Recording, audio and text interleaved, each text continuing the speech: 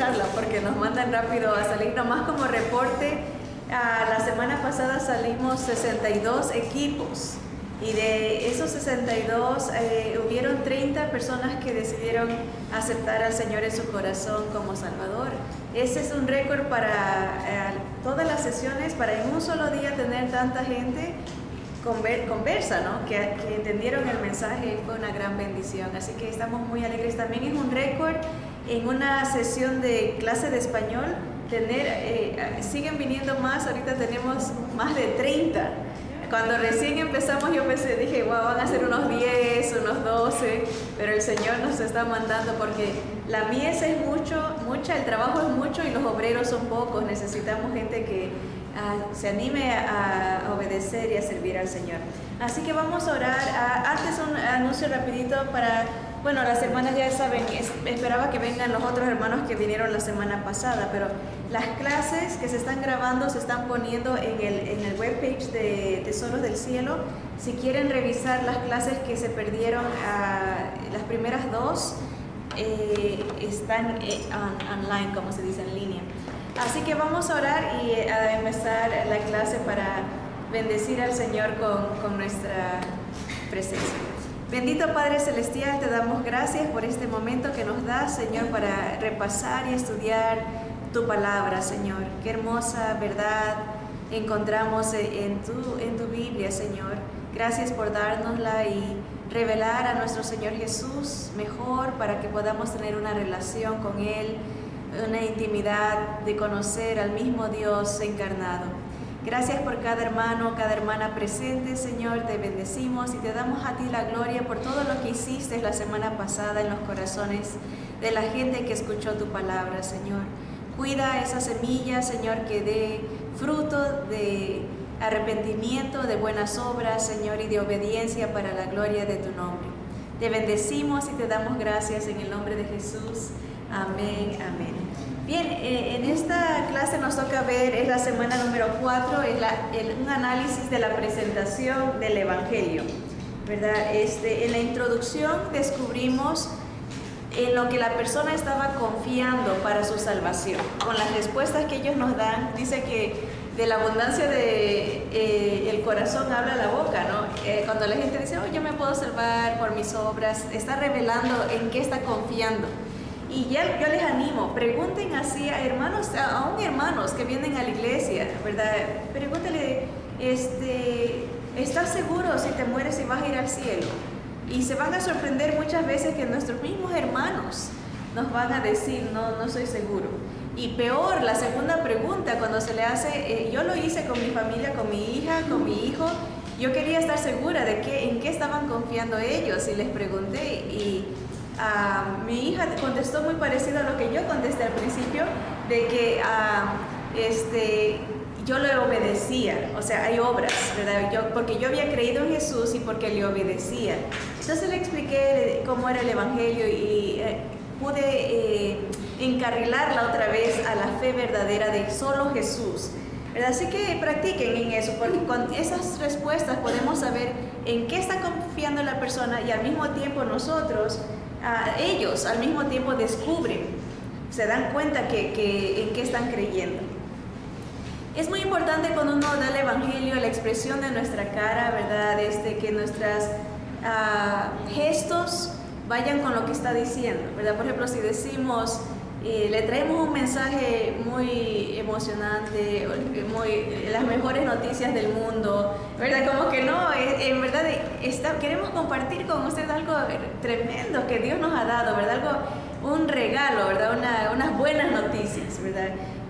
Pónganse a pensar si alguien en el mundo se gana la lotería, ¿verdad? No nos van a venir a decir me gané la lotería, ¿verdad? Sino que van a venir corriendo, gritando, nos van a asustar, ¿verdad? Porque es una buena noticia, ¿verdad? Así mismo nosotros tenemos una gran noticia y a veces lo hacemos como una rutina que la expresión de nuestra cara tiene que reflejar lo que está saliendo de nuestros labios, ¿verdad? También estemos muy apercibidos de nuestra actitud.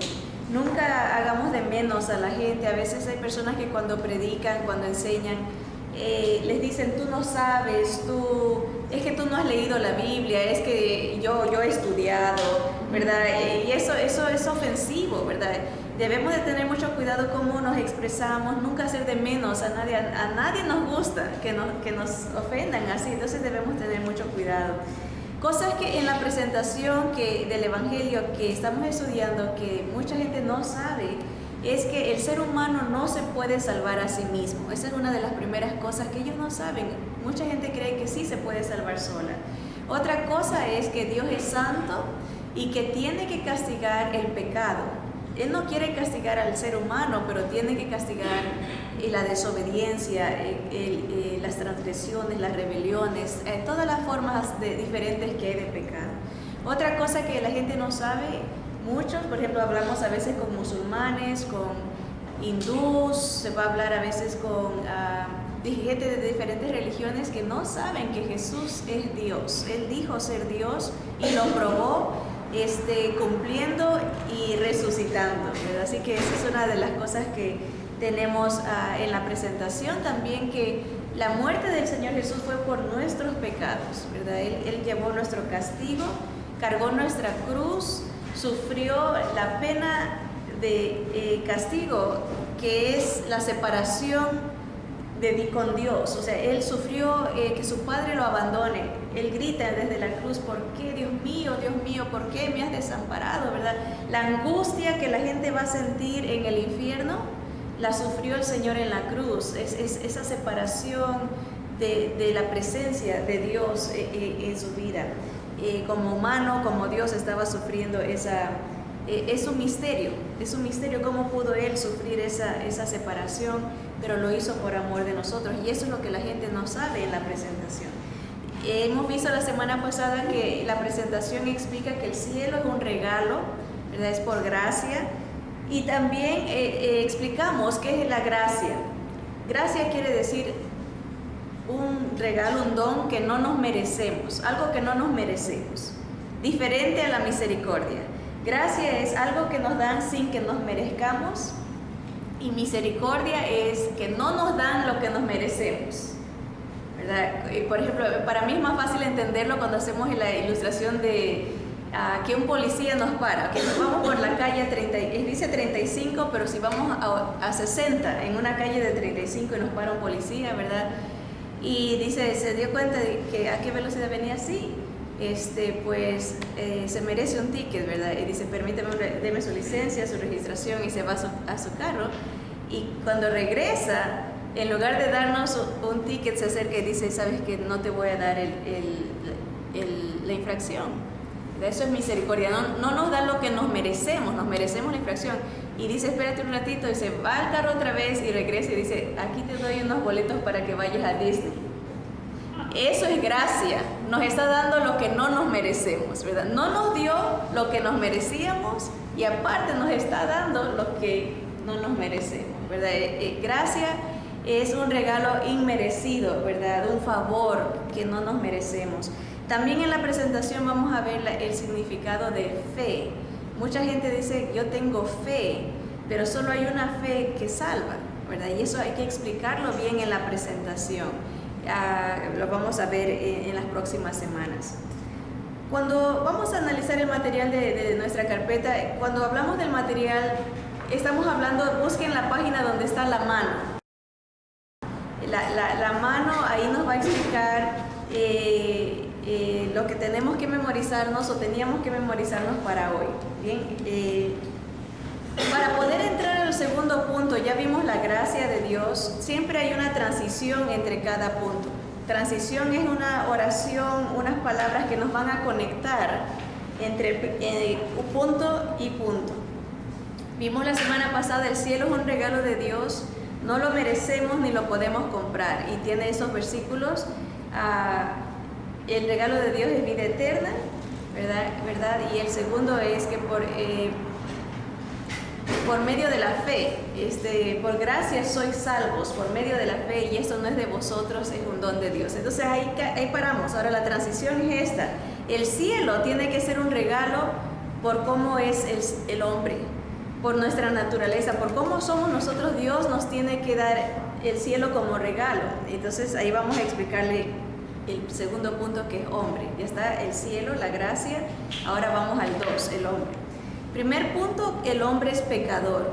Eso aquí es una realidad. La Biblia dice que todos hemos pecado. Por cuanto todos pecamos, estamos destituidos de la gloria de Dios. Esa palabra es un poco inusual. En nuestros tiempos casi no usamos esa palabra, pero lo que quiere decir destituir es separar, quiere decir excluir, quiere decir castigar a alguien sacándolo. Y el Señor eso es lo que hizo. Estamos nosotros destituidos de la gloria de Dios, de la presencia de Dios por nuestro pecado. Por cuanto todos, podemos hacer ese énfasis cuando hablamos, dice la Biblia, por cuanto todos pecamos. Desde la persona más linda que nos podamos imaginar, en nuestro estándar más buena, hasta la persona más malvada que podamos pensar. A veces hacemos, la gente que pone esta ilustración como decir, mucha gente tiene un gran alto concepto a la Madre Teresa, decir desde ella o hasta Hitler, todos hemos pecado, y todos los que estamos en la mitad, todos hemos pecado y estamos separados, estamos excluidos de la gloria de Dios. Ese es el versículo de memorización. Y cada punto, dijimos, tiene ilustraciones, ejemplos. Una de las primeras ilustraciones que podemos usar en este punto del hombre es la del libro de los pecados. Voy a usar aquí esta Biblia que le traje al hermano, para su hermana. La ilustración va así, dice, en la primera página, en el cielo hay libros de nuestra vida. Eso dice las Escrituras, y la primera página es el día que nacimos, nuestro certificado de nacimiento. Y la última página será el día que muramos, ¿verdad? Nuestro certificado de defunción. Todo lo que está en la mitad, todos los días se va grabando. Imagínense, todos los días, nuestros pensamientos, nuestras acciones, nuestras motivaciones, intenciones, todo. Dice que delante del Señor todo se revela como que si fuera de día, aunque estemos de noche y nosotros decimos nadie nos ve. Para Dios todo lo ve, hasta dice las intenciones del corazón, ¿verdad? A veces podemos decir, ay hermana, como que linda te ves, y por dentro, ay, que ese peinado tan horrible que se hizo, ¿verdad? O sea, Dios conoce nuestras intenciones, y a veces así somos, ¿no? ¿Verdad? Estamos, ¿verdad? Nos dicen algo y decimos, sí, he estado orando por ti y ni nos hemos acordado, ¿verdad? Entonces, el Señor sabe y todo se está guardando en esos libros, ¿verdad? Entonces, esto para hacernos entender la gravedad de nuestra pecaminosidad, que tanto nosotros ofendemos a Dios a diario, ¿verdad? Está siendo escrito ahora. Si queremos una base bíblica, creo que la podemos encontrar en Apocalipsis 20, desde el versículo 11 al 15, dice las Escrituras que va a haber un juicio del trono blanco, se llama. Ese juicio es un juicio para condenación, un juicio para los que no aceptaron a Jesús. Y dice que estaba alguien sentado en ese trono y de delante del cual huyeron la tierra y el cielo. O sea, ya se va a desaparecer la tierra. Se destruye lo que nosotros conocemos como el universo y todo el mundo muere. Entonces se presentan delante de Dios. Dice, y vi a los muertos grandes y pequeños de pie ante Dios, y los libros fueron abiertos. Y otro libro fue abierto, el cual es el libro de la vida, y fueron juzgados los muertos por las cosas que estaban escritas en los libros según sus obras. Ahora tengan en mente que este juicio no es para salvación.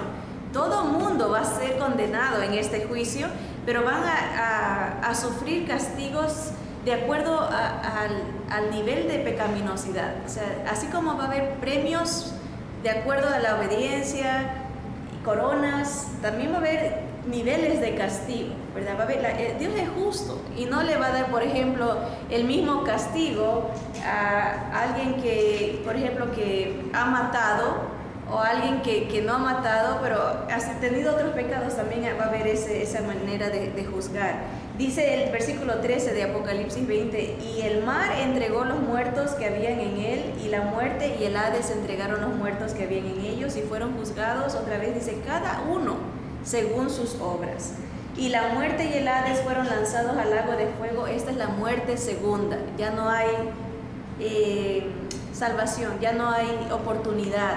La muerte primera, todos, si el Señor todavía no viene, vamos a pasar por la primera muerte. Pero gracias a Dios, si tenemos al Señor en nuestro corazón, no vamos a ver la muerte segunda, que es la condenación. Dice, y el que no se halló inscrito en el libro de la vida fue lanzado al lago de fuego. Así que sí hay libros. Si alguien alguna vez le dice, ¿por qué dicen que hay libros en el cielo de nuestra vida? Bueno, Apocalipsis 20 dice que va a haber un juicio y los libros van a ser abiertos, ¿verdad? Acuérdense de esa ilustración, la de los libros. También tenemos otra ilustración muy práctica, que es la del vaso de agua. Ahorita que está haciendo un tremendo calor, es buena ilustración para usar cuando vamos a una casa. Decir, ¿qué le parece a usted si en este calorón yo le doy un vaso de agua con hielo, ¿verdad? Se ve que por fuera las gotitas están de tan fresco que está. Pero antes de que se lo dé, usted me ve que calladito le pongo una gotita de veneno al vaso. ¿Se lo tomaría?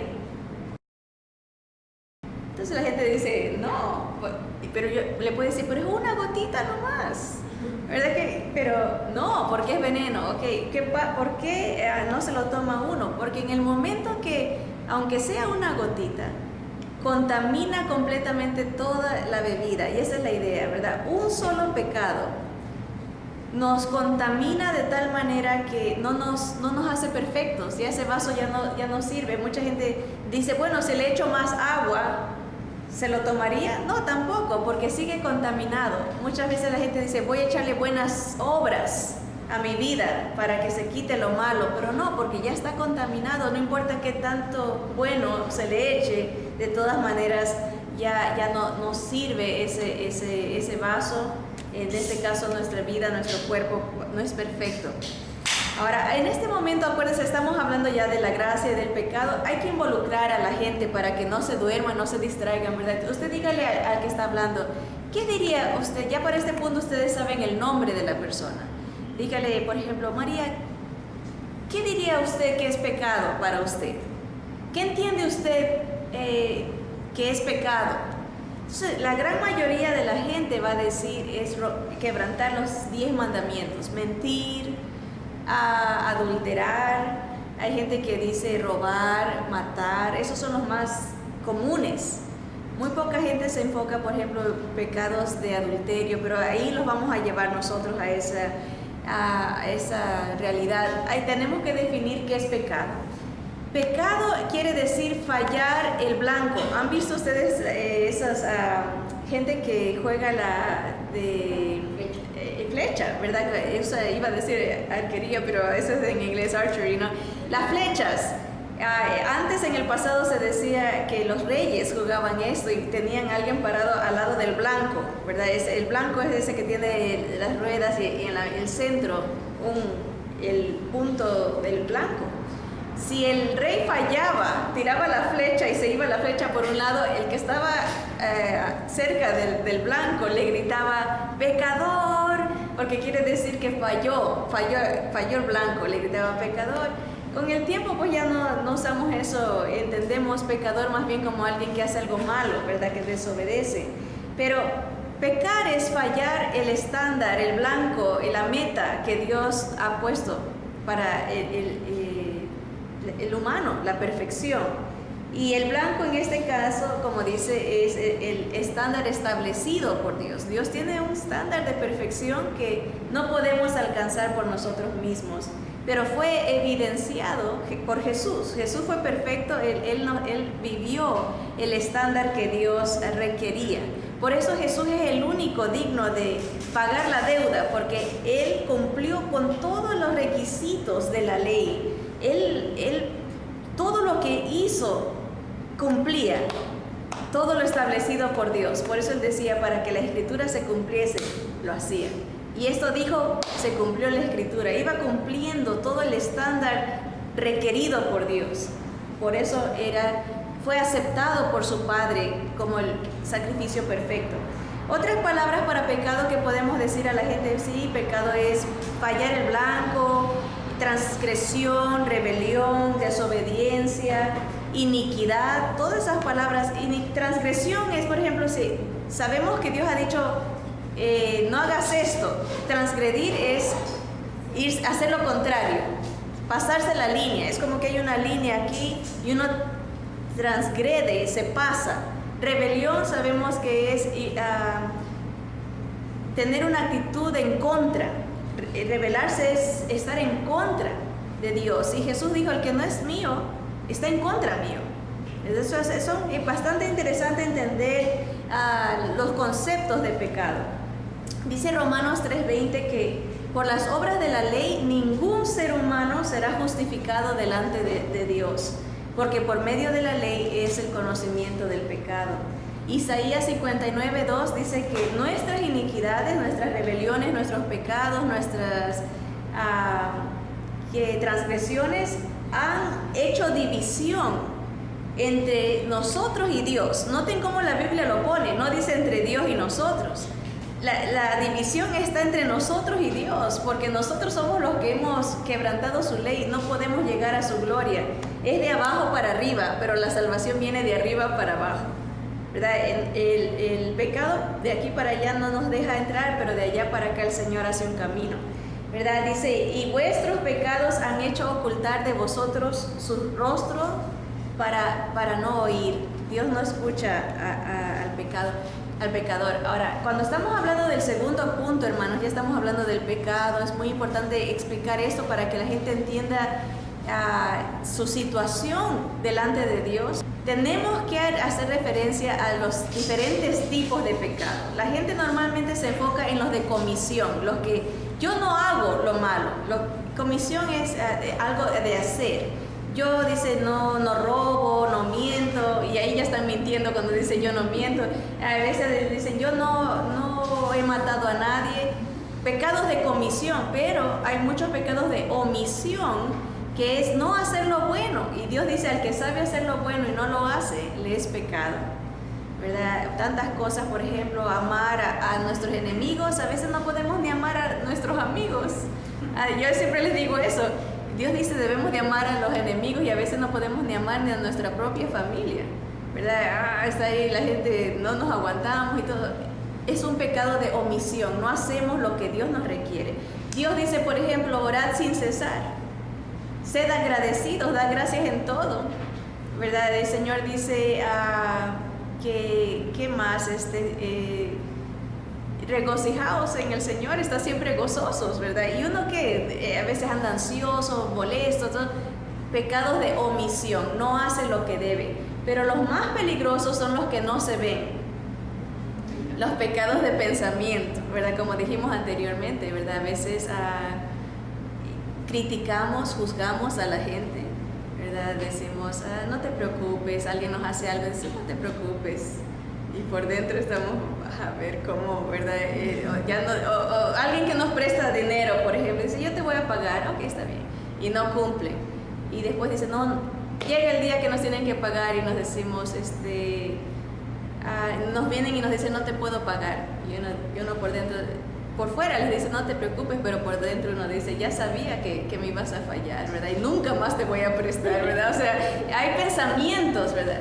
Y uno puede hacer este tipo de ilustraciones cuando está hablando con ellos para entender cómo y ahí va la tercera ilustración. Ya hemos visto la ilustración del libro, la ilustración de el vaso, y la tercera ilustración para este punto son los tres malos pensamientos al día. Usted puede decirle, supongamos que una persona buena por fuera para nosotros peca 3 veces al día, puede decirle así, pero es mejor si le dice, supongamos que una persona tiene 3 malos pensamientos. Enfóquese en los pensamientos, porque por fuera puede verse bien la persona religiosa y buena, pero por dentro uno no conoce los pensamientos.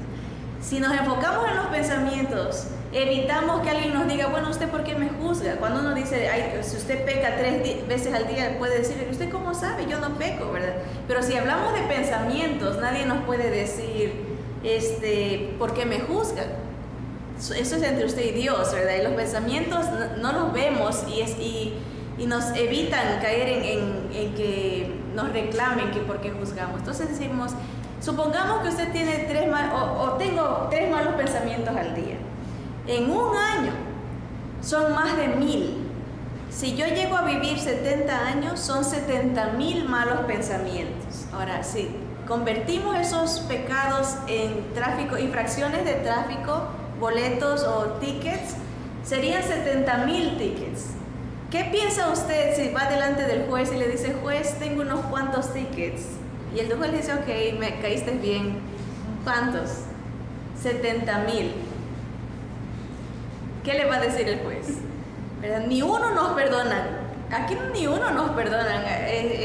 Yo nunca he escuchado de un juez que perdone un ticket, aunque sea, siempre sacan dinero, ¿verdad? Ahora imagínense 70,000. Humanamente ningún juez nos perdona. Ahora Dios, que es perfecto. Así que somos culpables delante de Dios. Esa es la realidad.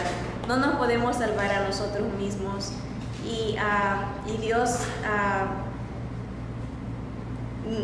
nos explica que todos hemos pecado. El hombre es pecador y no nos podemos salvar a nosotros mismos. El estándar de Dios es la perfección, ¿verdad? Y aquí viene la segunda parte de este segundo punto, ¿verdad? El hombre es pecador, peca mucho, pecamos mucho, estamos destituidos de la gloria de Dios y el estándar de Dios es la perfección. Mateo 5:48 dice, sed vosotros perfectos, como vuestro Padre que está en los cielos es perfecto. Otra versión dice, sed vosotros santos, pero es lo mismo que ser perfecto, es una traducción más entendible, sed vosotros perfectos, como vuestro Padre que está en los cielos es perfecto. Ahora, esta es la pregunta para nosotros, ¿verdadero o falso? ¿Tiene usted que ser absolutamente perfecto para entrar al cielo? ¿Qué creen ustedes? Sí, usted les puede preguntar a alguien con el que esté hablando, ¿qué cree usted? ¿Verdadero o falso? ¿Tenemos que ser perfectos para entrar al cielo? Y la respuesta, de acuerdo a la palabra de Dios, es sí, sed vosotros perfectos. En el cielo no puede entrar el pecado, ¿verdad? El estándar de Dios es la perfección. Como dice Mateo 5:48, sed vosotros perfectos, como vuestro Padre que está en los cielos es perfecto. Dice Habacuc, este libro es bien difícil de encontrar en la Biblia porque es uno de los profetas menores. Habacuc 1:13 dice, muy limpio eres de ojos para ver el mal, ni puedes ver el agravio. Dios no puede estar al lado del pecado. Ahora, quisiera darles esta ilustración.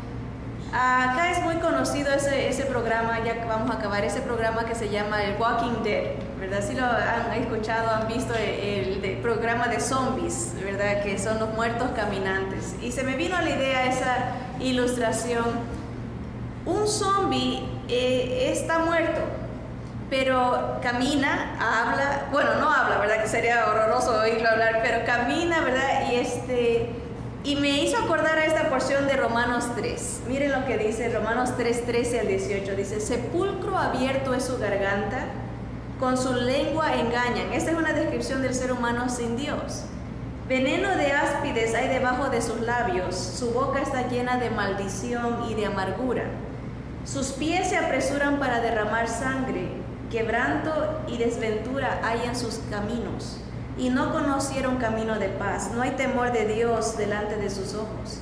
Estando atestados de toda injusticia, fornicación, perversidad, avaricia, maldad, llenos de envidia, homicidios, contiendas, engaños y malignidades, murmuradores, detractores, aborrecedores de Dios, injuriosos, soberbios, altivos, inventores de males, desobedientes a los padres, necios, desleales, sin afecto natural, implacables, sin misericordia, quienes habiendo entendido el juicio de Dios, que los que practican tales cosas no son dignos de muerte, no solo las hacen, sino que también se complacen con los que las practican. ¿verdad? Mire, otra porción dice Efesios capítulo 2, de 1 y 3, dice que Jesús nos dio vida. Piensen en ese muerto caminante.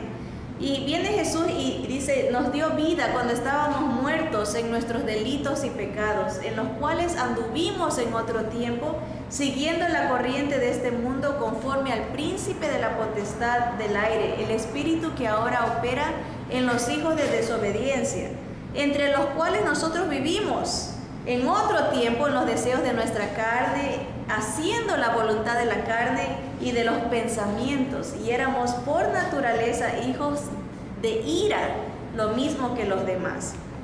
Okay. Este muerto caminante, ¿verdad?